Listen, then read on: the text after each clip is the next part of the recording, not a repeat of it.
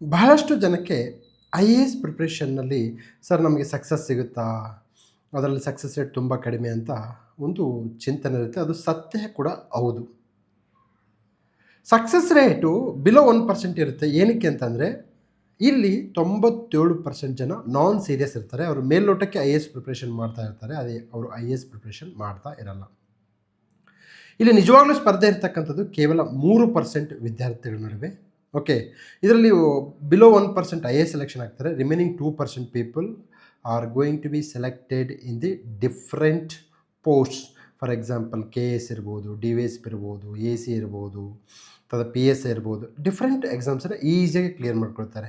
ಯಾರು IAS ಪ್ರಿಪ್ರೇಷನ್ನ ಸ್ಪಷ್ಟವಾಗಿ ಮಾಡ್ತಾರೋ ಅವರಿಗೆ ಕನಿಷ್ಠ 5 ಗೌರ್ಮೆಂಟ್ ಜಾಬ್ ಫಿಕ್ಸ್ ಆಗುತ್ತೆ.